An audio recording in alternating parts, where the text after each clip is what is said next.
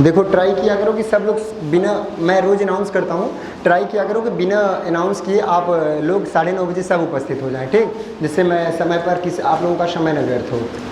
ठीक, चलिए उसको हम एक बार कंप्लीट कर देते हैं और थोड़ा जल्दी करेंगे जिससे कि चीज़ें हमारी समय पर पूर्ण हो जाएं। तो जो हमने टॉपिक बताया था लैटिट्यूड एंड लॉन्गिट्यूड, वहाँ से प्रारंभ करते हैं। ठीक, चलिए देखिए, सबसे पहले हम कुछ मूलभूत शब्दावली समझेंगे अर्थ से रिलेटेड। ठीक, अर्थ से रिलेटेड हम क्या, मूलभूत शब्दावली, फंडामेंटल, जो कि जानना हमारे लिए बहुत ही आवश्यक है। ठीक, आप लोग जब प्रारंभ करते हैं, मैंने कल बता दिया था आप लोगों को कि जब हम देखो कॉस्मोलॉजी वाला चैप्टर कल हमने प्रारंभ किया था, कुछ पार्ट बचा हुआ कॉस्मोलॉजी में, तो उसको हम अभी लास्ट में कवर करेंगे। अब कॉस्मोलॉजी से हम मूव कर रहे हैं कहाँ पे, अब हम मूव कर रहे हैं फिजिकल ज्योग्राफी में। तो जब हम फिजिकल ज्योग्राफी पढ़ते हैं तो फिजिकल ज्योग्राफी में तीन चीज़, एक तो जियोमॉर्फोलॉजी पढ़ते हैं, और जो दूसरा हम पढ़ते हैं उसमें ओशनोग्राफी, और तीसरा एटमॉस्फियर वाला पार्ट। ये तीन चैप्टर हम क्या करेंगे, फिजिकल ज्योग्राफी में कवर करेंगे। तो हम चालू कहाँ से करेंगे, जियोमॉर्फोलॉजी से। तो जब हम जियोमॉर्फोलॉजी से जब चालू करेंगे तो हमें पृथ्वी की संरचना, सतह और जो लैटिट्यूड लॉन्गिट्यूड होता है उन सब के विषय में थोड़ा अच्छे से जानना पड़ेगा। ठीक, तो चलिए वहाँ से प्रारंभ करते हैं, जियोमॉर्फोलॉजी से। ठीक, तो सबसे पहले हम कुछ मूलभूत शब्दावली समझेंगे। वो शब्दावली कुछ इस प्रकार से हैं, जैसे हम ओशन की अगर बात करें तो ओशन से रिलेटेड ये कुछ शब्दावलियां हैं। ओशन क्या होता है, सबसे पहले ये समझेंगे कि ओशन क्या है। ओशन क्या है, एक लार्ज साल्ट वाटर बॉडी है, बहुत बड़ी लार्ज बॉडी है जो कि कई कॉन्टिनेंट को क्या करती है, सराउंड करती है, कई कॉन्टिनेंट्स को टच करती है, कई कॉन्टिनेंट के साथ उसकी बाउंड्री लगती है, उसे क्या बोलते हैं, ओशन। अब ओशन तो सी क्या है, सी देखिए, सी है smaller part of a nation. Ocean का एक स्मॉलर पार्ट होता है, जैसे यहाँ पर देखिए, आप यहाँ पर देखिए, इस पे समझिए, ये क्या है, हमारा अटलांटिक ओशन है ना, तो ये केवल एक कॉन्टिनेंट से लगा है क्या, यहाँ नॉर्थ अमेरिका से लगा है, यहाँ साउथ अमेरिका से, इधर अफ्रीका से, इधर यूरोप से। तो बहुत लार्ज बॉडी है जो कि कई कॉन्टिनेंट के साथ एसोसिएटेड है, तो उसे क्या बोलेंगे, ओशन बोलेंगे। लेकिन जब हम सी की बात करते हैं तो जैसे यहाँ पर देखो अरेबियन सी है, तो ये कुछ देशों के साथ एसोसिएटेड है, तो वो क्या हो जाता है, सी, यानी कि ओशन बड़ा है, सी छोटा है, तो ओशन सी हो गया। और उसके बाद हमारा क्या है, बे है, स्ट्रेट है, चैनल और स्थमस। अब बे समझते हैं, बे ऑफ बंगाल का नाम सुना है, बे ऑफ बंगाल। तो बे का मतलब होता है एक ऐसा वाटर बॉडी जहाँ पे मतलब कि तीन तरफ से घिरा हो, इस तरीके से घिरा हो, और साथ में उसका एक माउथ हो, और जो माउथ हो उसका, वो माउथ अच्छा खासा ओपन हो, मतलब ज़्यादा उसमें ओपन हो, यानी कि स्पेस ज़्यादा हो। ठीक, और हम अगर बात करें गल्फ की, देखो हिंदी में गल्फ और बे के लिए एक ही खाड़ी शब्द यूज होता है, लेकिन इंग्लिश में गल्फ अलग होता है। गल्फ में क्या होता है, जैसे ये गल्फ ऑफ मैक्सिको आप लोग जानते होंगे, तो ये गल्फ ऑफ जो हमारा मैक्सिको है, इसमें क्या हो जाता है, इस गल्फ ऑफ मैक्सिको में ये जो माउथ है, होता सेम यही चीज़ है, लेकिन ये माउथ क्या हो जाता है, कम हो जाता है, नैरो हो जाता है। यहाँ पर माउथ क्या होता है, बे में माउथ बड़ा होता है। ठीक, और उसके साथ अब हम ये हो गया स्थमस, जानते हैं स्थमस क्या होता है। स्थमस हमारा ये होता है एक जल डमरू मध्य जिसे बोलते हैं ना, वो होता है स्थमस। जब दो लैंड बॉडी क्या करती हो, जुड़ती हो, जब क्या, narrow land connecting to land, तो जो हमारा पाक जल डमरू मध्य है वो क्या एक लैंड बॉडी से क्या है, कनेक्टेड है, तो उसे क्या बोलते हैं, पाक जल डमरू मध्य। ये दिखता नहीं है लेकिन एक्चुअली में ये नीचे से क्या है, टोटली इंडियन कॉन्टिनेंट से कनेक्टेड है। ठीक, तो इसे ही पाक जल डमरू मध्य या स्थमस बोलते हैं, समझ गए। स्ट्रेट क्या होता है, दो वाटर चैनल को जोड़ता है। चैनल, स्ट्रेट जानते हो ना, स्ट्रेट का नाम सुना है ना, चैनल। जैसे कि स्ट्रेट यहाँ पे है और यहाँ पे एक बैरिंग स्ट्रेट है, यहाँ पे जावा सुमात्रा का स्ट्रेट है, तो जब दो वाटर बॉडीज को जोड़ता हो, जैसे यहाँ पे बे ऑफ बंगाल है, बे ऑफ बंगाल में जो इंडियन ओशन है, प्लस यहाँ पे कौन सा ओशन है, ये कौन सा ओशन है, पैसिफिक ओशन। पैसिफिक ओशन और इंडियन ओशन को यहाँ से जोड़ रहा है, कौन जोड़ रहा है, हाँ कौन सा स्टेट है यहाँ पे, हाँ जावा स्टेट है ना, जावा स्टेट है यहाँ पे, जावा स्टेट है, सुमात्रा स्टेट। तो वो जब दो वाटर बॉडीज को जोड़े तो क्या बोलेंगे उसको, स्टेट। लेकिन जब दो लैंड को जोड़े, लैंड जुड़ा रहे, तो वो क्या होगा, स्थमस होगा। ठीक, तो आप लोगों को क्या क्या क्लियर किया मैंने, एक तो ओशन, सी, गल्फ, बे, स्ट्रेट। चैनल क्या होता है, चैनल होता है रास्ता होता है, बे जो हमारा ये होता है क्या नाम है, स्ट्रेट, ये नेचुरल होता है, और ये क्या होता है, चैनल चैनल क्या होता है हमारा, ये बनाया जाता है, यानी कि ये आर्टिफिशियल होता है। ठीक, इतना क्लियर हुआ क्या? ये हमारे क्या हो गए, ये हमारे इस पर ओशन से रिलेटेड क्या हो गए कुछ शब्दावलियाँ जो इस पर हमने बता दिया। अब बात करते हैं कॉन्टिनेंट की क्या होती है, पेनिनसुलर क्या होता है, बाइट क्या होता है, और साथ में केप क्या होता है, इन सब के बारे में। ठीक, तो अब देखो ये हमारा कॉन्टिनेंट है। ठीक, कॉन्टिनेंट क्या है? कॉन्टिनेंट एक बहुत बड़ा लैंड मास है जहाँ पर क्लाइमेटिक चेंजेस हों। जैसे ये देखो, ये छोटा सा श्रीलंका है, तो ऑल ओवर श्रीलंका में एक ही क्लाइमेट रहेगा, ज़्यादा बदलाव नहीं होंगे। लेकिन अगर तुम एशिया कॉन्टिनेंट में देखोगे तो यहाँ पर बर्फ़ पड़ती रहती है रसिया के ऊपर, लेकिन यहाँ पर नीचे आओगे तो केरला में गर्मी पड़ती रहती है। तो सीजनल वेरिएशन हो रहे हैं क्या, यानी कि चेंजेस ज़्यादा हो रहे हैं ना। तो जब किसी बड़े ऐसा भूभाग हो जो बहुत बड़ा हो साइज में, साथ में उसमें क्या हो, चेंजेस हों। कैसे चेंजेस हों? सीजनल चेंजेस, क्लाइमेटिक चेंजेस हों, तो वो हमारे किस में कहे जाते हैं, वो महाद्वीप कहे जाते हैं। ठीक, अब देखो महाद्वीप के बाद हम पेनिनसुलर सुने हो, जिसे प्रायद्वीप बोलते हैं। अब प्रायद्वीप समझते हैं। प्रायद्वीप ऐसे द्वीप होते हैं जो कि 3 तरफ पानी से घिरे होते हैं। ठीक, और एक तरफ जमीन से, लैंड से। जैसे ये हम इंडिया को क्या कहते हैं, इंडियन पेनिनसुलर, यानी कि भारतीय प्रायद्वीप। ठीक, क्योंकि यहाँ से 3 तरफ पानी से घिरा है और एक तरफ लैंड से। ठीक, तो पेनिनसुलर क्लियर हो गया। अब समझते हैं क्या, इस्थमस, वो क्या कहते हैं, सब कॉन्टिनेंट। कॉन्टिनेंट, अब सब कॉन्टिनेंट भी देख लेते हैं। सब कॉन्टिनेंट, जैसे इंडिया को क्या बोलते हैं, इंडियन सब कॉन्टिनेंट बोलते हैं ना। देखो, अब देखो, क्या कश्मीर में बर्फ पड़ता है और केरला में गर्मी पड़ती है? चेंजेस तो है ना, सीजनल चेंजेस हैं। सब कॉन्टिनेंट इसको इस बेसिस पे कहा जाता है कि पहले ये एशिया कॉन्टिनेंट का पार्ट नहीं था, बाद में ये क्या हुआ, एशिया कॉन्टिनेंट में क्या हुआ, ऐड हुआ। यानी कि ये जो इंडो ऑस्ट्रेलियन प्लेट थी हमारी, Indian plate, Indo Australian plate, ये दोनों एक प्लेट में थी। ठीक, ऑस्ट्रेलिया प्लस इंडिया, ऑस्ट्रेलिया से निकल के ये प्लेट ऊपर गई और कहाँ से, ये जो हमारी यूरेशियन प्लेट है ऊपर वाली, इससे आके टकरा गई और क्या बना, इंडियन सब कॉन्टिनेंट एशिया का पार्ट हो गया। ठीक, तो इसीलिए इसको क्या बोलते हैं, सब कॉन्टिनेंट, यानी कि जो कॉन्टिनेंट का पहले भाग नहीं था लेकिन अब है, तो इसलिए इंडिया को एक सब कॉन्टिनेंट के रूप में बोलते हैं। क्या क्लियर हुआ आपको, कॉन्टिनेंट क्लियर हुआ, सब कॉन्टिनेंट क्लियर हुआ और साथ में पेनिनसुलर क्लियर हुआ। ठीक, और क्या बचा है, आर्किपेलागो और आइलैंड एक और ऐड कर लो। आइलैंड क्या होते हैं और आर्किपेलागो समझते हैं। ठीक, केप क्या होते हैं, लैंड प्रोजेक्टिंग इनटू सी, कोई ऐसा छोटा सा पॉइंट होता है। देखो, जैसे केप ऑफ गुड होप का नाम सुना है आप लोगों ने, यहाँ पे केप ऑफ गुड होप ना, यहाँ पे सुना है ना, केप ऑफ गुड होप सुना है कभी?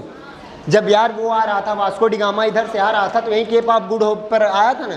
तो केप का मतलब होता है कि कोई ऐसा जमीन का टुकड़ा जो समुद्र में ज़्यादा आगे बढ़ा हुआ है, एक छोटा केप बना हुआ है, तो उसे ही केप बोलते हैं। ठीक, तो ये इसे ही केप बोलते हैं और इसी का नाम पड़ा था केप ऑफ गुड होप। इसलिए पड़ा था क्योंकि यहाँ पे आने के बाद उसको ये लगा था कि अब हमें इंडियन कॉन्टिनेंट क्या होगा, मिल जाएगा, इंडियन कॉन्टिनेंट तक पहुँचने का रास्ता मिल जाएगा। या इसी को पहले उसने क्या समझ लिया था, इंडियन कॉन्टिनेंट समझ लिया था, इंडियन सब कॉन्टिनेंट। तो फिर बाद में इसी का नाम पड़ गया केप ऑफ गुड होप, क्योंकि यहाँ आने के बाद ही आगे का रास्ता मिला था और फिर वो यहाँ पे कलिकट में आए थे पुर्तगालीज। ठीक, तो ये क्लियर हुआ, केप हमारा क्लियर हो गया। अब क्या बच गया हमारा, आइलैंड। आइलैंड क्या होता है, छोटे छोटे द्वीप समूह होते हैं, छोटे छोटे जैसे पानी में उभर आए। ये 2 तरीके से हो सकते हैं, एक तो जो ज्वालामुखी के द्वारा बनाए गए हों, और जैसे ज्वालामुखी समुद्र में आ गई और जमीनी भाग उठ गया समुद्र में, तो एक वो, उसे क्या बोलेंगे, वोल्केनिक आइलैंड, और वोल्केनिक आइलैंड बोलेंगे। और जो क्या कहते हैं, दूसरा तरीका वो होता है जो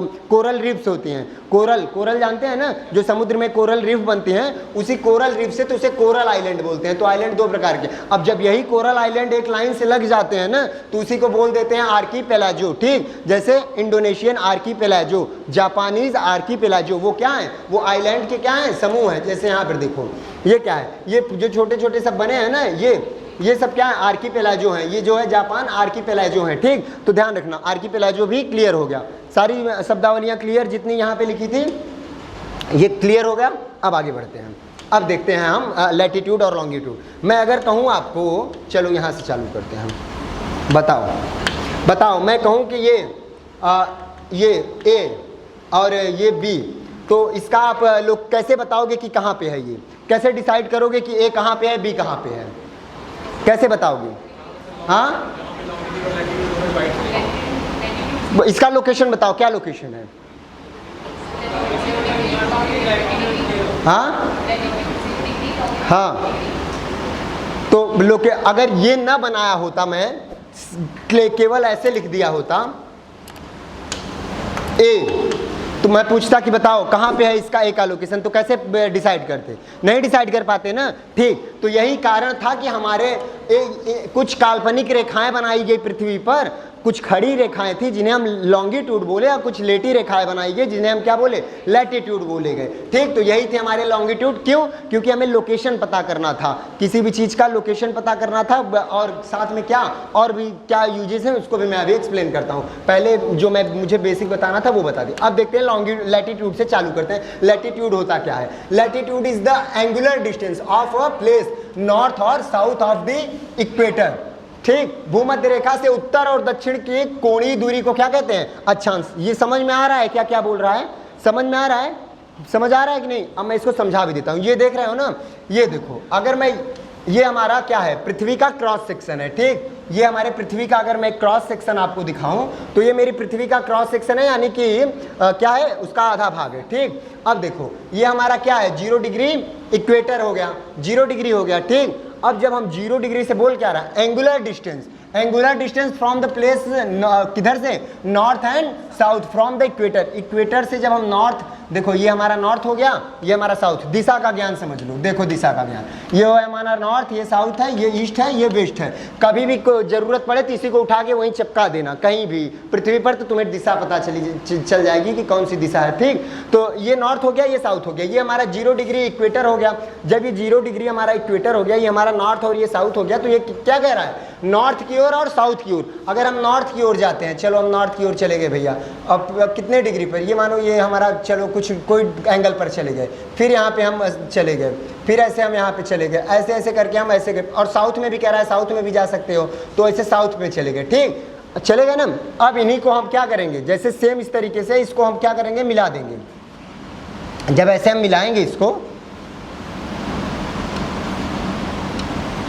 जब हम इसको ऐसे मिला देंगे तो क्या बन जाएगा, एंगुलर डिस्टेंस लिए, कहां से, केंद्र से, पृथ्वी के केंद्र से एंगुलर डिस्टेंस लिया, और यही एंगुलर डिस्टेंस कहां जा रहा था, ना, देखो ये रेखाएं चल तो वेस्ट टू ईस्ट रही हैं, चल तो वेस्ट टू ईस्ट रही हैं, लेकिन ये कोण कैसे नाप रहे हैं हम, नॉर्थ से साउथ। समझ आ रहा है क्या? ये समझ पा रहे हैं?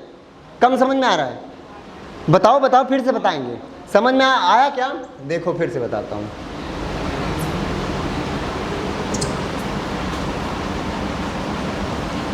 देखो, जब हम इस पृथ्वी का 2 भाग करते हैं, ठीक, यहां से मानो पृथ्वी का ये, यहां से पृथ्वी हो गई, ठीक, ये हमारा केंद्र है, तो ये नॉर्थ में गया है ना, 45 डिग्री नॉर्थ। अब मानो इसके ऊपर जाएंगे तो क्या आएगा, 45 के बाद मानो 60 डिग्री नॉर्थ, और यहां से जाएंगे तो क्या आ जाएगा, मान लो 60 से यहाँ पे कितना आ जाएगा, मान लो 70 डिग्री नॉर्थ। ठीक, और इसी तरीके से, तो जब ये बिंदु 45 डिग्री इधर इस तरफ, इससे इस तरफ के 45 डिग्री से मिला दोगे तो ये एक रेखा खींच जाएगी ना, और इस तरफ के 45, लेकिन हमारा एंगल जो हम नाप रहे हैं, देखना, ये जो हम 0 डिग्री से एंगल नाप रहे हैं, ये सारे एंगल कहाँ से ले रहे हैं, 0 डिग्री से ले रहे हैं, और एंगल हम नॉर्थ में जा रहे हैं, और साथ में कहाँ जा रहे हैं, साउथ में, लेकिन कोण एंगल हमारा नॉर्थ साउथ जा रहा है, बट जो लाइन है वो कैसे खींच रही है, ईस्ट टू वेस्ट। ये ध्यान रखना, इसमें एंगल जो हमारा होगा वो नॉर्थ टू साउथ नपेगा, लेकिन जो हमारी रेखाएं, जब हम 45 डिग्री नॉर्थ यहाँ पे है तो 45 डिग्री नॉर्थ इस साइड भी होगा, अगर इस तरफ हम खींचेंगे तो, ठीक, तो जब उन दोनों को मिलाएंगे तो एक सर्कल बन जाएगा 45 डिग्री पर पूरा घुमा के। समझ गए क्या? तो इस तरीके से ये है हमारा, इस पे प्रॉपर वो लैटिट्यूड बनते हैं। ठीक, लैटिट्यूड समझ गए क्या कैसे बनता है? ऐसे ही बनता है लैटिट्यूड। ठीक, और लैटिट्यूड के कुछ इंपॉर्टेंट, समझ में आ गया आप लोगों को? आप लोगों को समझ में आ रहा है ना? किसी को दिक्कत होगी बताना। कुछ इंपॉर्टेंट लैटिट्यूड्स हैं। अब ये जो लैटिट्यूड्स हैं, समझो एक बात, जैसे 1-1 डिग्री पर खींचेंगे, 0 डिग्री से 1 डिग्री पर लिया, खूब छोटे छोटे 1 डिग्री 1 डिग्री 1 डिग्री, और पूरा कहाँ तक पहुँचा, 90 डिग्री, और कहाँ तक, ये नॉर्थ में गया। अब साउथ में भी चलना है ऐसे, 0 डिग्री, इससे 0 डिग्री, फिर 1 degree 2 degree 3 degree 4 degree 5 degree, ऐसे करके साउथ में भी आना है। तो इधर भी आया और ऊपर भी गया। तो 0 डिग्री क्या थी, दोनों साइड कॉमन थी ना, 0 डिग्री कॉमन थी। तो और इसके ऊपर जब हम गए तो क्या था, 0 डिग्री से ऊपर 90 डिग्री तक, तो कितने थे यहाँ पे, 79 हुए ना, 89, कितने थे ऊपर। यहां से यहां तक एंगल जोड़ो, एंगल देखो, 2 चीज में कंफ्यूज मत होना। लैटिट्यूड एक होता है लैटिट्यूड लाइन, ठीक, और एक होता है लैटिट्यूड एंगल। समझ रहे हो ना, ये जो हम बताएं लैटिट्यूड एंगल था, ठीक। तो अब लैटिट्यूड जब वो कभी वो बोल दे एग्जाम में ये लैटिट्यूड, तो समझ जाना वो लैटिट्यूड एंगल की बात कर रहा है। अगर वो पूरा लिखा है लैटिट्यूड एंगल तो लैटिट्यूड एंगल ही है, और अगर मान लो पूरा नहीं लिखा है लैटिट्यूड एंगल, केवल लैटिट्यूड लिखा है, तो समझ जाना वो क्या किसकी बात कर रहा है, लैटिट्यूड एंगल की। Latitude line is a different thing and latitude angle is different thing. Latitude line समझो। अब देखो एंगल कितने बन सकते हैं इसमें, एक एक डिग्री के कितने एंगल बनेंगे, ये 0 डिग्री कॉमन है, एक तो 0 डिग्री एक एंगल, 0 डिग्री एक एंगल, और इसके ऊपर जब हम बढ़ेंगे तो 1 डिग्री 2 डिग्री 3 डिग्री, पूरा कितने डिग्री पे रहेंगे, कितने डिग्री, 90 डिग्री। अरे एक तो पहले ही ले लिए हैं ना भैया, हाँ कितनी 89 बचेंगे, और साथ में नीचे भी आएंगे, साथ में नीचे आएंगे। ये नॉर्थ की तरफ का एंगल था, अब 0 डिग्री कॉमन है, फिर किधर कितने बचेंगे नीचे तक, हाँ 80 कितना, एंगल मैं बता रहा हूँ एंगल, अभी लाइन डिफरेंस क्लियर हो जाएगा। पूरा जोड़ो कितना हुआ ये, हाँ कितना हुआ 179। ये क्या हुआ, ये क्या है, हाँ एंगल नहीं है। सुनो तो, ये जो 0 डिग्री है और ये 90 डिग्री है, ये क्या कोई वो ये क्या है, एंगल तो है, बट लाइन क्या यहाँ पर 90 डिग्री पर कोई लाइन पॉसिबल होगी क्या, नहीं पॉसिबल होगी। तो ये हमारे क्या हो गए, ये लैटिट्यूड लाइंस हैं। जब एंगल जोड़ेंगे तो ये 90 डिग्री नॉर्थ और 90 डिग्री साउथ को भी जोड़ देंगे तो +2 कर देंगे इसमें, तो ये कुल कितना हो जाएगा 181। लैटिट्यूड की संख्या या लैटिट्यूड एंगल की संख्या कितनी 181, लैटिट्यूड लाइन की संख्या 179। याद रखना, अगर लिखा है लैटिट्यूड लाइंस तब कितना बोलोगे 179, और अगर बोला लैटिट्यूड या लैटिट्यूड एंगल तब कितना 181। समझ गए क्या कैसे है, क्योंकि ये 90 डिग्री तो बिंदु हो गया ना भाई, वहां पे रेखा कैसे खींच दोगे तुम। अभी तक तो 45 डिग्री और 45 डिग्री मिला के हम खींच दे रहे थे, लेकिन ये 90 डिग्री तो केवल एक ही बिंदु ही रह गया, तो वहां पर हम कौन सा सर्कल बना के एक रेखा खींच सकते हैं, नहीं पॉसिबल है ना। समझ गए क्या, चलो ये समझ गए हो गया, आगे बढ़ते हैं।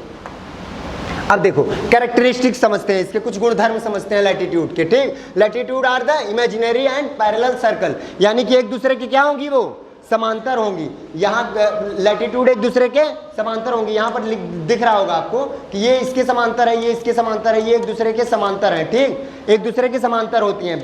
याद रखना पैरेलल होती है। Latitude are imaginary parallel circles around the earth, याद रखना ये स्टेटमेंट में आएगा।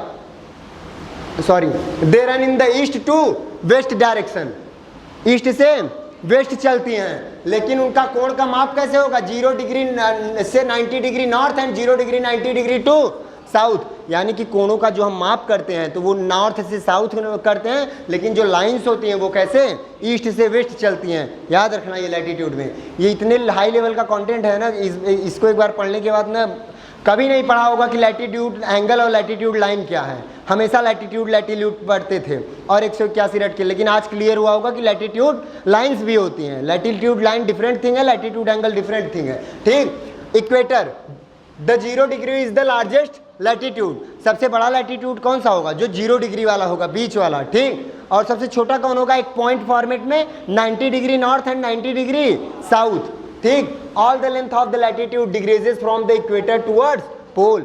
अब जैसे ये बताओ, जब हम इक्वेटर से पोल की तरफ जाएंगे तो ये जो हमारा सर्कल है उसकी लंबाई छोटी होती जाएगी कि नहीं, तो वही कह रहा है कि जब हम ध्रुव इक्वेटर से ध्रुव की तरफ जाते हैं तो लंबाई क्या होती है, लैटिट्यूड की कम होती है। Latitudes never intersect each other, वो कभी भी एक दूसरे को काटते या प्रतिच्छेदित नहीं करते हैं।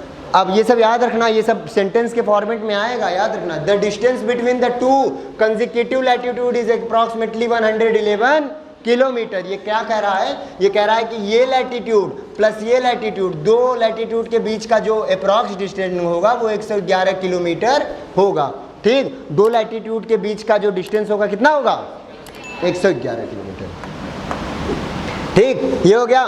देयर आर 181 इंपॉर्टेंट लैटिट्यूड्स या लैटिट्यूड एंगल, ठीक।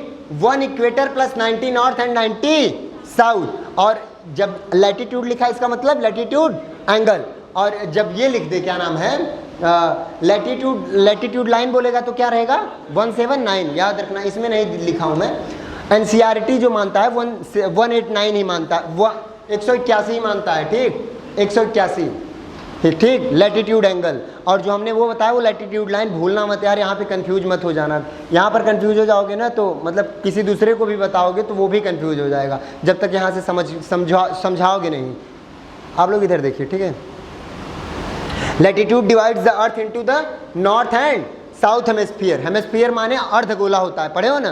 तो जो हमारे लैटिट्यूड, जो हमारा 0 डिग्री लैटिट्यूड है वो पृथ्वी को कितने भाग में बांटता है, 2 भाग में। एक तो नॉर्थ हेमिस्फीयर में, ये देखो ये एक तो 0 डिग्री के जो इधर वाला ये आधा अर्धगोला है, इसको नॉर्थ हेमिस्फीयर बोलेंगे। और जो 0 डिग्री के साउथ वाला है इसको क्या बोलेंगे, साउथ हेमिस्फीयर, ठीक। तो 2 भागों में 0 डिग्री इक्वेटर क्या करता है, डिवाइड करता है। Latitude mainly determines the climate and temperature. अब लैटिट्यूड का जो काम होता है ना, वो उससे हम पता करते हैं या बताते हैं कि पर्टिकुलर प्लेस का टेम्परेचर कितना है, उस प्लेस पर पर्टिकुलर कितना ज़्यादा सूर्य का प्रकाश पड़ रहा है और वहाँ पर क्या क्लाइमेटिक कंडीशन है। लैटिट्यूड इसमें हेल्प करता है। ध्यान रखना, लैटिट्यूड न टाइम बताता है ना डेट, दोनों इससे नहीं डिसाइड होते हैं।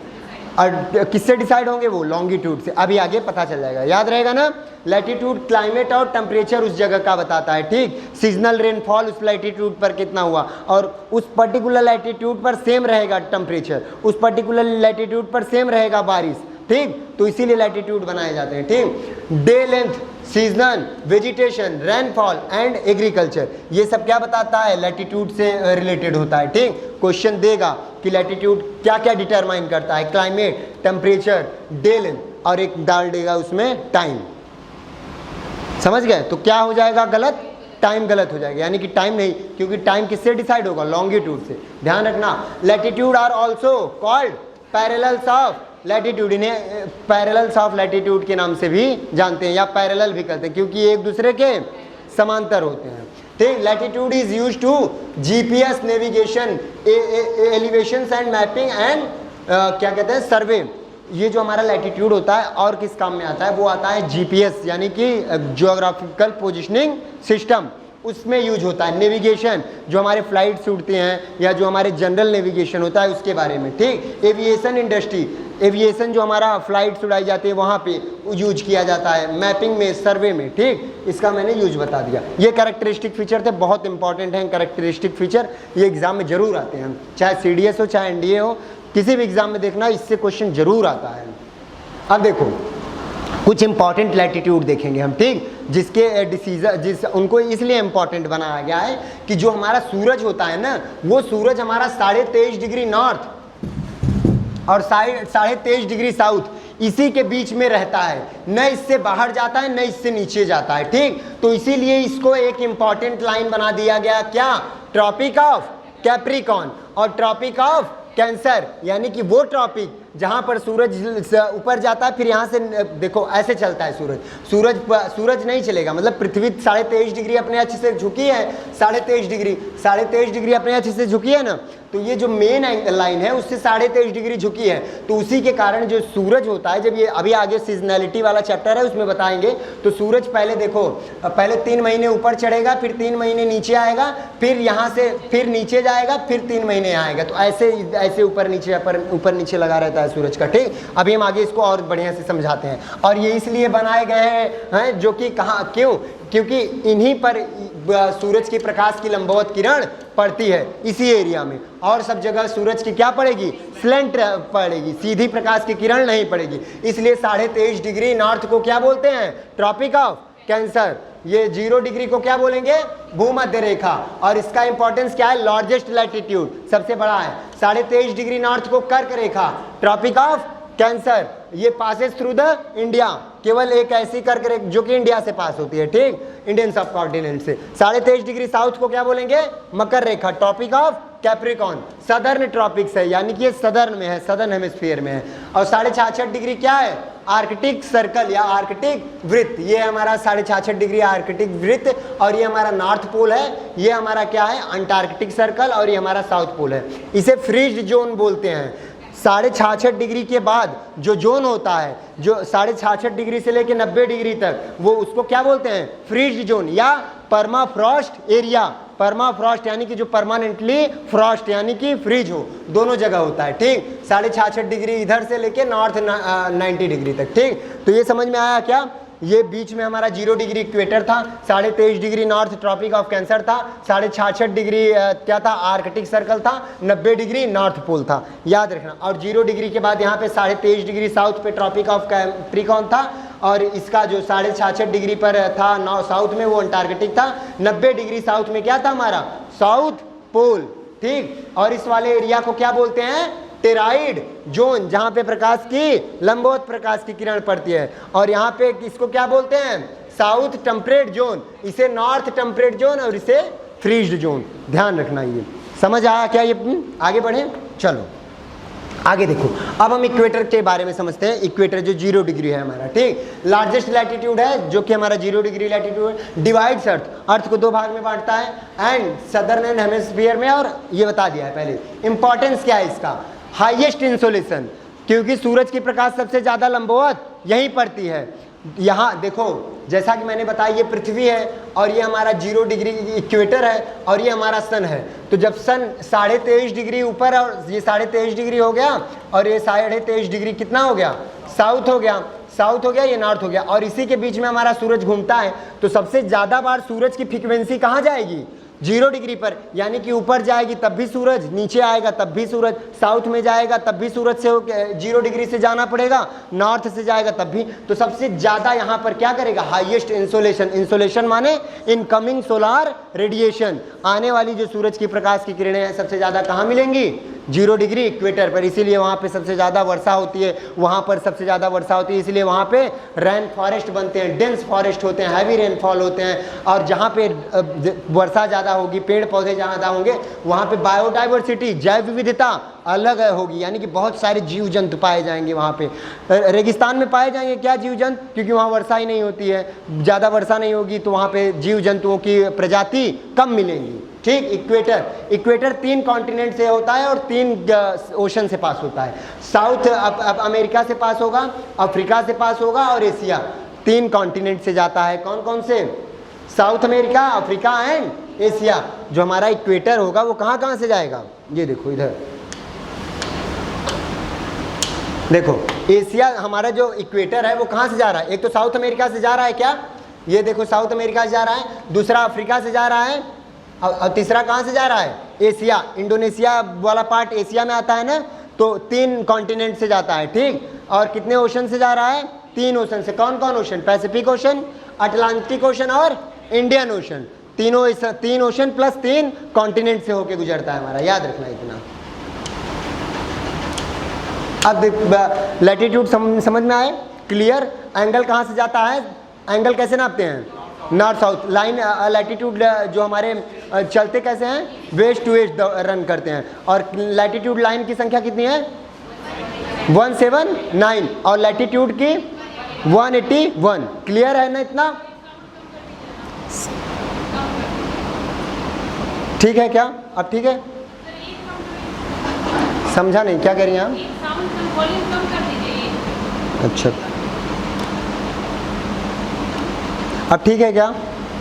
ठीक है, चलिए हटा ही देते हैं। वैसे हटा दें क्या?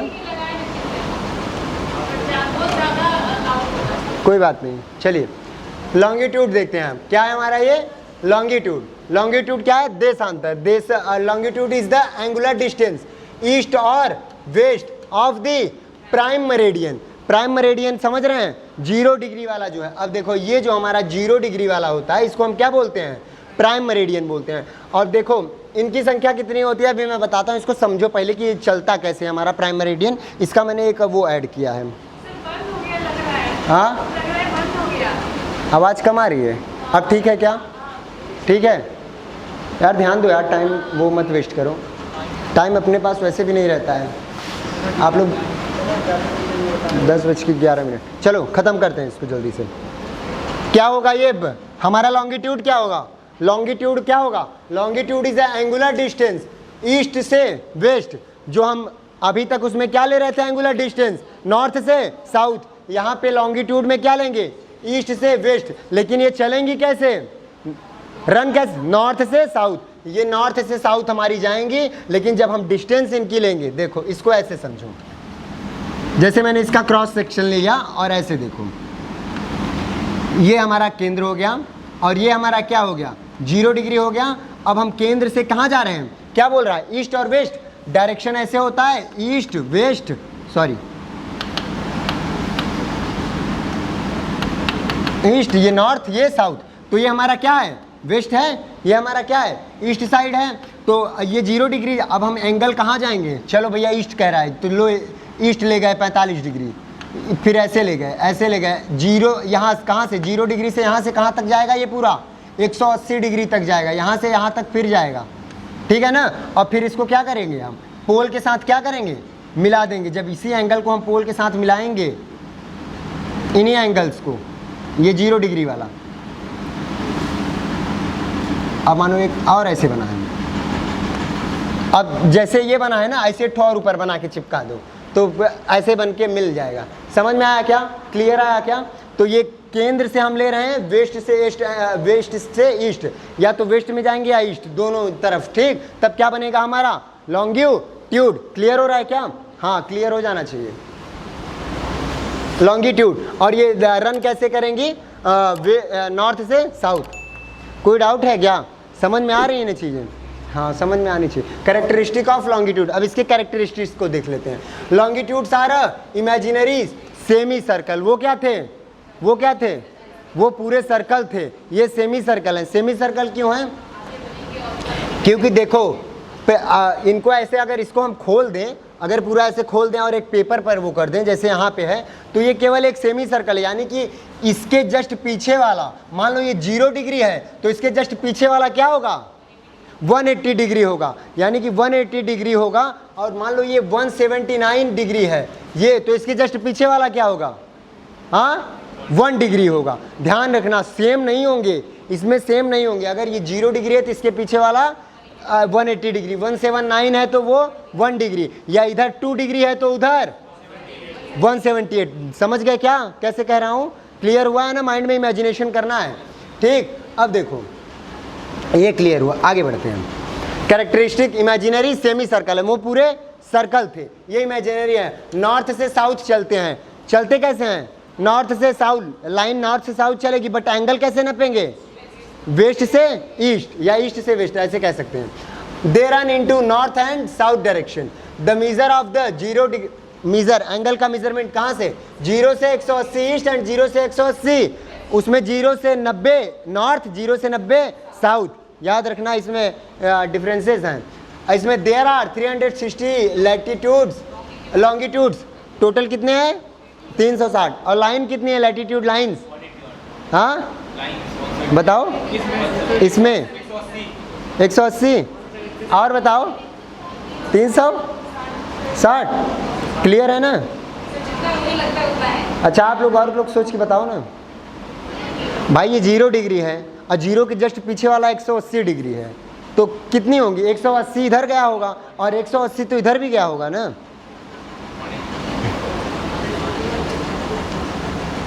ये देखो ये हमारा क्या था, 0 डिग्री था, एक मिनट, ये हमारा ये 0 डिग्री है ना, ये है 0 डिग्री, ये लिखा है, ये 0 डिग्री है, ध्यान देना, ये 0 डिग्री है।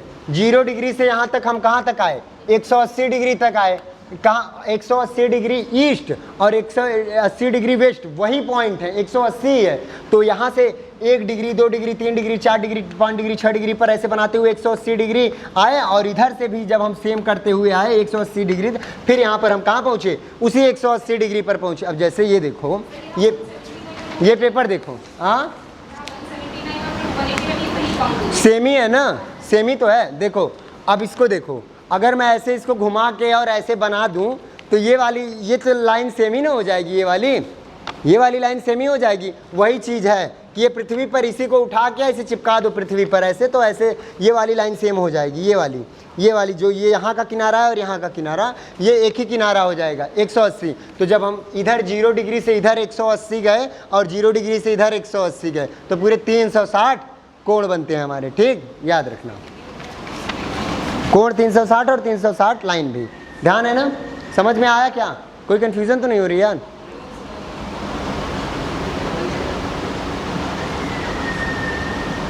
आवाज कैसी आ रही है, बाहर से आ रही है क्या? चलो अब देखो, all longitudes are equal in length, वो क्या थे, इक्वल थे क्या? लैटिट्यूड इक्वल थे कि नहीं?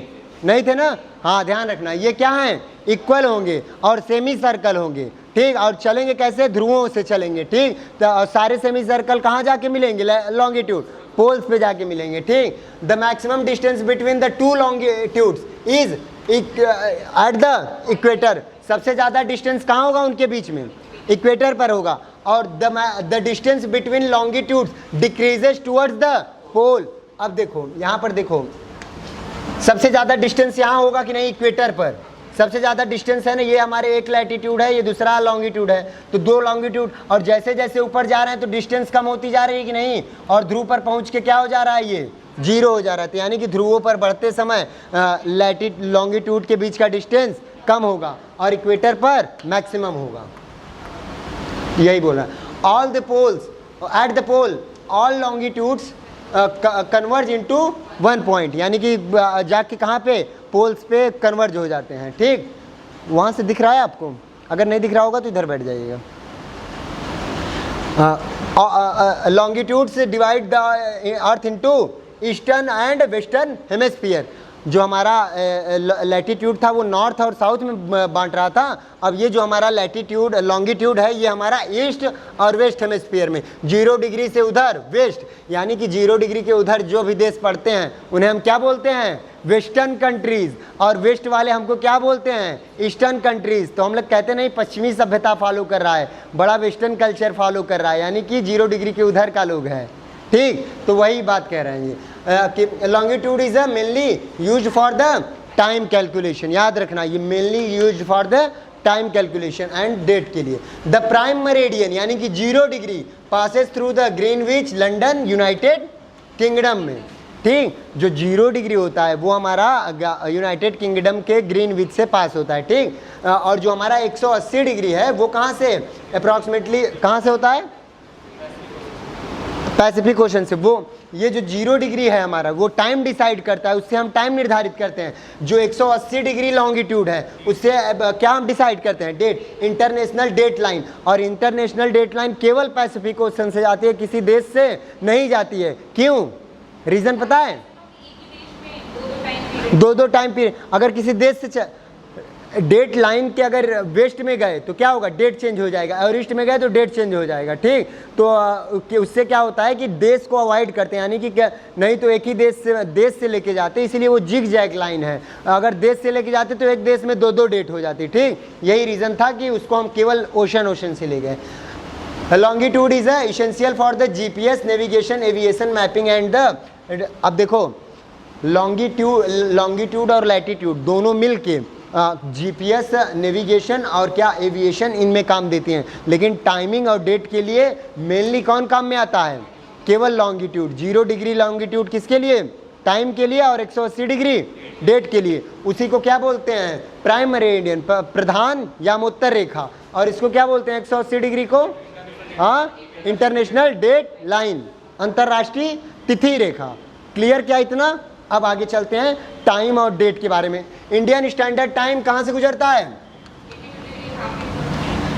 82 डिग्री हाफ, आगे ईस्ट से, क्योंकि इंडिया कहाँ में है, ईस्ट वाले हेमिस्फीयर में है, तो इंडिया का जो स्टैंडर्ड, और ये 82 डिग्री हाफ आया कहाँ से, क्यों 82 डिग्री से गुजरा, हाँ, GMT, इसका मीनिंग ये है +5:30 GMT। अब इसको अभी प्रूव करेंगे कि ये +5 GMT होता क्यों है, अभी इसको दिखाएंगे आप लोगों को जादू, एक बहुत कॉन्सेप्चुअल जादू। देखो ये 5.5 घंटा का मतलब ही ये है, 82.5 डिग्री का मतलब is equal to 5 power 30 minute GMT, ठीक। अभी इसको प्रूफ भी करेंगे, ठीक। अब सबसे पहले ये बताओ ये कहाँ से गुजरती है, हाँ, उत्तर प्रदेश से, प्रयागराज से, नैनी से, मिर्जापुर से, इस एरिया से गुजरती है, ठीक। यहाँ से जाती है। इंटरनेशनल डेट लाइन जो है हमारी 180 डिग्री होती है, पैसिफिक ओशन से जाती है। ये स्ट्रेट लाइन नहीं है, international date line straight line नहीं है, लेकिन Indian standard time 0 degree straight line है, ठीक। ये क्या है, जिग जैग रेखा है। और ये क्या है, avoids the countries crossing. International date line की बात कर रहा हूँ, ध्यान रखना, कंफ्यूज। वेस्ट से ईस्ट क्या होगा, सब्ट्रैक्ट ऑफ डे यानी कि डिलीट। अगर हम वेस्ट से ईस्ट डायरेक्शन में जाएंगे तो एक दिन कम होगा, यानी कि हमें गेन क्या होगा, एक दिन हमारे जीवन में बढ़ेगा। अभी इसको बहुत कंफ्यूजिंग लग रहा होगा, इसको बहुत हिसाब से समझने की ज़रूरत है। अभी मैं इसको समझाऊंगा, देख लो, इसको मैंने लिख दिया, इसको रुको समझा देता हूँ, इसको मैं एक खाली पेज में समझा देता हूँ। चलो देखो, हमारी पृथ्वी एक जो है 24 घंटे में क्या करेगी, 24 घंटे में 360 डिग्री घूमेगी, क्या 180 डिग्री है, 180 डिग्री है। और एक घंटे में कितने हाँ 15 डिग्री। और एक मिनट में 4 डिग्री। एक मिनट, ये एक मिनट सॉरी, यानी कि ये 60 हो गया और ये कितना हो गया 15, यानी कि 1 डिग्री बराबर 4 मिनट, ठीक। तो 1 डिग्री में यानी कि 4 मिनट में हमारी पृथ्वी 1 डिग्री घूम जाती है। किस डायरेक्शन में, वेस्ट से ईस्ट घूमती है। जो हमारी पृथ्वी घूमती है वेस्ट से ईस्ट। एक चीज़ और समझने की ज़रूरत है यहाँ पे सबसे पहले, और उसको बता देते हैं फिर ये समझना। देखो पृथ्वी की गतियाँ जो हैं, पृथ्वी की गतियाँ जो है हमारे motions of the earth, motion of the earth 2 तरीके की गति करती है। एक तो रोटेशन करेगी, रोटेशन अपने एक्सिस पर करेगी, एक्सिस पर। Earth spins on its own axis, उसे क्या बोलते हैं, घूर्णन गति या रोटेशन। रिवोल्यूशन परिक्रमण, यानी कि परिक्रमण यानी कि जब हम किसी की परिक्रमा करें, वो किसी कौन है, सूरज, सन की परिक्रमा करता है। अर्थ रिवॉल्व्स अराउंड द सन, ठीक। और पृथ्वी केवल सीधे सीधे नहीं करती है, अपने अक्ष पर 23.5 डिग्री झुकी हुई है, ठीक। अर्थ का जो एक्सिस है, धुरी है, वो the earth axis is the imaginary line joining the pole, north pole and the south pole, about which the earth rotate, जिसके अराउंड में क्या करती है, उसी पर अपनी अर्थ। ये यहाँ पर देखो, ये जो हमारी पृथ्वी है ये एकदम सीधी रेखा है, लेकिन एक्चुअल में अर्थ 23.5 डिग्री, ये एक्चुअल ऐसे घूमती है। ये 23.5 डिग्री का यहाँ पे क्या है, झुकाव है, ठीक। 23.5 डिग्री अपने अक्ष से झुकी हुई है, ठीक। ये हमारी एक काल्पनिक रेखा अगर हम खींचे हैं, मेन एक्सिस जो सीधी सीधी खींची जाए, तो उसके बाद अगर हम देखें तो असली में पृथ्वी ऐसे घूमती है, ठीक। यानी कि ऐसे थोड़ा सा ऐसे है, सूरज ऐसे सीधी नहीं है, सूरज जैसे वहाँ सूरज है ना, ये सूरज है, तो सूरज की तरफ एकदम सीधी नहीं है, ऐसे हल्का सा मुंह उठा के ऐसे खड़ी हुई है, ठीक। तो ये देखो एक्सिस, पृथ्वी की दूरी एक काल्पनिक रेखा, ये क्या है, एक इमेजिनरी लाइन है, ठीक। 23.5 डिग्री झुकी हुई है, और यहाँ से तो 23.5 डिग्री झुकी हुई है, लेकिन एक्चुअल एक्सिस से कितना है, ये 66, यहाँ से 23.5 हो गई। लेकिन जब इस एक्सिस से पृथ्वी के प्लेन से देखेंगे, ऑर्बिटल प्लेन से देखेंगे, तो कितना आएगा, ये 66.5 डिग्री, 66 डिग्री इसका ऑर्बिटल। तो पूछेगा कि अपने अक्ष पर कितना झुकी है और ऑर्बिटल प्लेन से कितना झुकी है। ऑर्बिटल प्लेन क्या है, जिस प्लेन पर ऐसे पृथ्वी घूम रही है वो है हमारा ऑर्बिटल प्लेन। इसी प्लेन पर घूम रही है ना, उस प्लेन से कितना झुकी है, 66 डिग्री, ठीक। अब समझोगे आप वो टाइम और ये वाला टाइम एंड डेट वाला कॉन्सेप्ट अब समझो। अब देखो 4 मिनट में 1 डिग्री जा रही है पृथ्वी, 1 डिग्री घूम जा रही है, ठीक। अगर 4 मिनट में 1 डिग्री घूम रही है पृथ्वी, तो जो इंडियन स्टैंडर्ड टाइम है हमारा वो कितना है, 82.5 डिग्री है ना, 82.5 डिग्री ईस्ट है ना, 82.5 डिग्री ईस्ट है। तो जो हमारा मानो 0 डिग्री पर 12 बज रहा है, 0 डिग्री पर क्या हो रहा है, 12 बज रहा है। यहाँ पर देखो, इसको देखो, एक ओपन करता हूँ ये वाला मैं,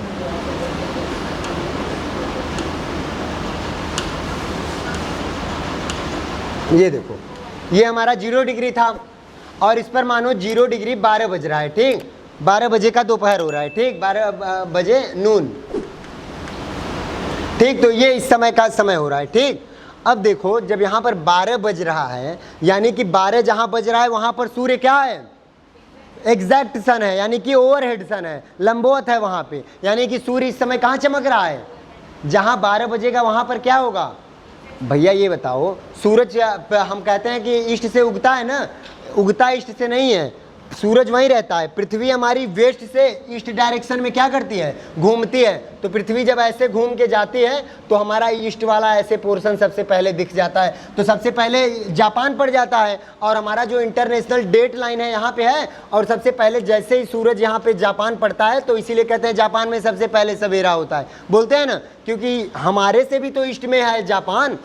हमारा ये अगर हम यहाँ पे एक डायरेक्शन बनाए तो ये क्या हो गया, नॉर्थ हो गया, ये साउथ हो गया, ये वेस्ट हो गया, ये ईस्ट हो गया।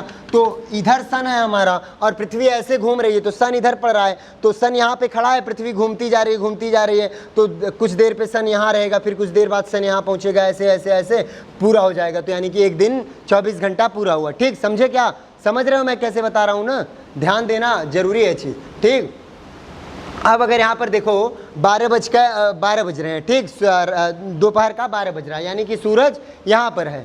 अब देखो एक मैंने क्या बताया कि 4 मिनट में 1 डिग्री, 4 मिनट में 1 डिग्री घूम रही है पृथ्वी। तो मानो इसको हम इसको बनाते हैं, इसको 1 डिग्री, यानी कि अगर हम 15 डिग्री कितने में जा रहा था, 1 घंटे में, 1 घंटे में 15 डिग्री। तो अब देखो ये 82.5 डिग्री है, 82.5 डिग्री है, और 82.5 डिग्री कहाँ से गई है, यहाँ से गई है कहीं, भाई ये देखो ये कितना है, ये 75 है और ये 90 है, तो 75 और 90 के बीच में 82.5 डिग्री कहीं होगा। तो ये है हमारी 82.5 डिग्री। तो डिस्टेंस कितना है, कितना डिस्टेंस है, हाँ, ये हमारा 0 डिग्री है, 0 डिग्री है। अब हम जा कहाँ पे रहे हैं, ईस्ट डायरेक्शन में। देखो एक चीज़ और समझ लो, सूरज इधर से उग रहा है, तो जिधर इधर वाले सूरज का वेट कर रहे होंगे, इधर सूरज उग चुका होगा, इधर वाले वेट कर रहे होंगे, यानी कि यहाँ पर टाइम अभी क्या होगा, पीछे चल रहा होगा, यहाँ पर टाइम आगे चल रहा होगा। यानी कि जब हम ईस्ट डायरेक्शन में आए तो समय क्या करेंगे, पॉजिटिव करेंगे। भाई इधर से सूरज आ रहा है, अगर सूरज यहाँ पहुँचा है तो यहाँ पर 12 बज रहा है, तो यहाँ पर क्या 12 बज रहा होगा क्या, यहाँ तो कुछ और समय हो रहा होगा ना। ये वेट कर रहा है यहाँ वाला पर्सन कि अब सूरज आएगा, यहाँ भी 4 बजेगा, फिर 4 बजे भोर होगा, फिर 4 बजे 6 बजेगा, 10 बजेगा, दोपहर का 12, तो ऐसे ना आ रहा है सूरज। तो यहाँ वाले पर्सन क्या कर रहे हैं, वेट कर रहे हैं। यानी कि अगर हम उधर से देख रहे हैं तो उधर से क्या आ रहा है, सूरज आ रहा है, यानी कि आज सूरज नहीं रहा, मतलब बता रहा हूँ कि पृथ्वी उधर जाएगी तो एक्चुअल में सूरज आएगा इधर। बड़ा समझने की ज़रूरत है इसको, इमेजिन करने की। ठीक, तो इधर हमारा क्या, अगर हम यहाँ भी खड़े हैं, यहाँ भी खड़े हैं और सूरज अभी यहाँ है, तो यहाँ का समय ज़्यादा होगा कि यहाँ का समय ज़्यादा होगा, कहाँ का समय ज़्यादा होगा, यहाँ का समय ज़्यादा होगा भाई, यहाँ का समय ज़्यादा होगा ना। समझ रहा है कि नहीं। अब इसको ऐसे समझ लो, जैसे यहाँ 12 बज रहा था, सूरज यहाँ पे है, तो अब हम 12 बजे से पीछे जा रहे हैं ना, यानी कि सूरज यहाँ पहुँच चुका है, 12 बजे नून हो गया, दोपहर हो गई है, तो अब हम सूरज के पीछे जाना चाह रहे हैं। तो सूरज की जब हम पीछे जाएंगे तो क्या अंधेरा होगा ना, भाई सूरज आगे निकल चुका है, हम सूरज से पीछे जाना चाह रहे हैं, तो अब इधर अंधेरा होगा। यानी कि अगर यहाँ पर 12 बज रहा है तो यहाँ पर प्लस 5.5 30 डिग्री जोड़ो, 5.5 अगर जोड़ दोगे तो ये 12 5 कितना हो जाएगा, 17, यानी कि 5 बज रहा होगा, यानी कि इंडिया में उस समय 5:30 हो रहा होगा। यूनाइटेड किंगडम का 12 बजे यानी कि GMT पर 12 बज रहा होगा, तो इंडिया में 5:30। अब ये 5:30 कैसे आया, डिस्टेंस कितना है यहाँ से यहाँ तक, 82.5 कितना डिस्टेंस, 82.5 है, ईस्ट की तरफ है, यानी कि हम इधर से इधर आ रहे हैं, यानी कि हमारा टाइम बढ़ चुका होगा, इधर का टाइम बढ़ चुका होगा ना, इधर अंधेरा होने लग गया होगा क्योंकि सूरज यहाँ पे पहुँचा है अभी। तो 82.5 डिग्री है, 1 घंटा में 15, तो 4 घंटा में 60 डिग्री, 5 घंटा में, अब 5 घंटा में 75 डिग्री घूम गया, और बचा कितना डिग्री, 7.5 डिग्री। अगर इसमें हम 7.5 डिग्री जोड़ दें तो 82.5 हो जाएगा, इस 75 में 7.5 डिग्री जोड़ें तो 82.5 हो जाएगा। तो 15 डिग्री में 1 घंटा, तो 7.5 डिग्री में आधा घंटा, तो यही 5 घंटा ये था, प्लस वो 7.5 डिग्री का 30 मिनट यानी कि आधा घंटा, इसी को बोलते हैं प्लस 5:30 GMT। 5.5 घंटे GMT से आगे चल रहा है यहाँ का समय। ठीक, क्लियर, समझ में आया क्या, दिमाग में घुस गया ना, ये बहुत ज़रूरी था ये कॉन्सेप्ट। ये होता है हमारे टाइम का कॉन्सेप्ट। अब तुम लोग क्वेश्चन बताओ, अगर समझ में आ गया तो लो, चलो बताओ। अरे यार बताओ, ये बताओ, लो क्वेश्चन। मानो ये हमारा क्या है, 30 डिग्री वेस्ट है, ठीक, और ये है हमारा 30 डिग्री 30 डिग्री ईस्ट हो गया, यहाँ 0 डिग्री के इधर आ रहे हैं ना हम, तो 30 डिग्री क्या हो गया हमारा, ये ईस्ट हो गया। तो बताओ कि यहाँ पर हमारा बज रहा था 4 PM हो रहा था, तो बताओ 30 डिग्री ईस्ट पर क्या समय हो रहा होगा, कैसे? 30 डिग्री यहाँ था, हाँ, तो यहाँ आए दो यानी कि 0 डिग्री पर पहले आए, तो 0 डिग्री पर क्या हो रहा था, 6 हो रहा होगा, और फिर 0 डिग्री से इधर आए 2, फिर 30 डिग्री आना है, तो फिर 30 डिग्री यानी कि 2 घंटे, यहाँ पे 2 घंटे आए यानी कि 0 डिग्री पर आ गए, और 2 घंटे यहाँ पर आ गए, यानी कि यहाँ पे 4 बज रहा था, तो 4 में 2 6 बढ़ा, यहाँ पे और 2 8 बज गया, तो यानी कि यहाँ पे 30 डिग्री ईस्ट वाले पर क्या हो रहा होगा, ठीक। तो अब समझ में आया, समझ में आ गया, क्लियर? अब चलो बताओ, लो अब एक और खतरनाक सवाल लो, बताओ इसको। चलो देखो, इंडिया से एक, यहाँ से मानो, चलो अच्छा इंडिया से मानते हैं, इंडिया से एक फ़्लाइट उड़ान भरती है, ठीक। अब इंडिया से वो फ़्लाइट उड़ान भरती है और वो 30 डिग्री पर जाती है, 30 डिग्री वेस्ट पर जाती है, यानी कि यहाँ से इंडिया से नहीं, चलो मान लो इसको 30 डिग्री है ये, ठीक, इसे 30 डिग्री ईस्ट मान लिए और ये 30 डिग्री वेस्ट मान लो, ठीक, 30 डिग्री वेस्ट। तो यहाँ से एक फ़्लाइट यहाँ तक जाती है, ठीक, यहाँ तक जाती है, और फ्लाइट को यहाँ पहुँचने में कितने घंटे लगते हैं,